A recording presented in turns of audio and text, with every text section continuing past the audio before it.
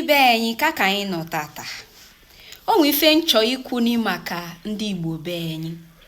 Bịa jakwa ndị ikeyi ndị Igbo maka na ndị Igbo na-anwa. Ụfọdụ n'ime ya amaghị n'ife ha ya o ji bụ na ndị mba ọzọ na-ewe iwe ndị be anyị. Ife nchọ ikwu n'ikpa ha wee ji ewe iwe ndị Igbo. Ịbịa na amamife ndị Igbo nwefele oke.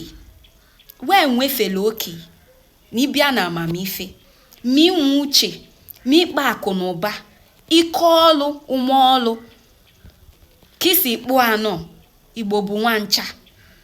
Ndị Igbo be anyị nwe ume ọlụ bịa nwe ike ọlụ.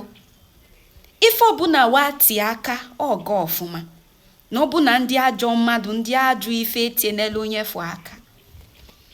Ịbịa n'izu afịa, ikeyi ndị Igbo kachasị ife wee mee odowe n'anya. O nwe onye nchọkụ n'ukiri n'ụtụtụ a, wepụ nke iwe, wepụ ife wee kwu maka onye nchọkụ n'ukiri gode. Mụ ife n'aka, hapụ ife wee kwu gbasili nwata okolobịa, mana mụ ife n'aka. Ndị Igbo be anyị na-anwa. Aha ya o ji bụ na ndị mba ọzọ adị achọ iji anya wefu anyị. Ya bụ ife nsi ka mbịa gwa anyị tata. Nkesi na ịma na onye Igbo ka onye Igbo Igbo malikwa tata na ife ha iwe ji ewe iwe bụ ife one na one ngọ tụsali m ozie ka ndị ọzọ na-afụ a.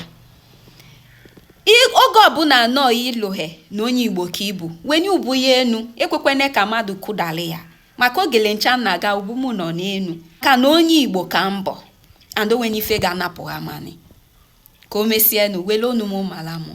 8 p.m. Abi? Yes, sir. 8 p.m. Abi? The power bank the container just arrived. All this is my power bank. Let me show you.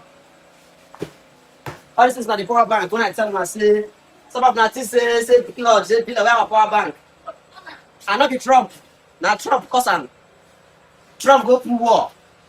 As at February, no war. As by power bank they come, devil, they operate the own. Now so trace of a moon. Law. Sheep when they follow long round. Not be my fault. Because the power bank. So from Monday now, even tomorrow, sir, if you want the power bank, come and ask this like a collector. Power bank day. Let me show you. We have 10,000 pieces of power bank. 10,000 pieces.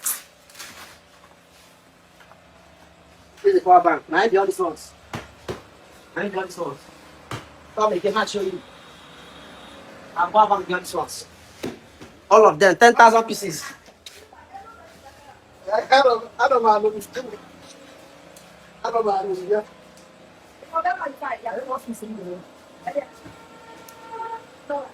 Officer. Let me show you. The cheapest power bank in Nigeria currently. Hottest. At 5K power bank. The cheapest power bank in Nigeria at 5K, 50,000 mAh. Buy and give your man for village. So if you need this power bank, visit bluntgadgets.com. Bluntgadgets.com. Visit our website. We order this thing. On Monday, you get them. Big love. Or visit any of our branches. You get 9 branches. Enugu, we are coming. So, land, all right? Thank you so much. Big love.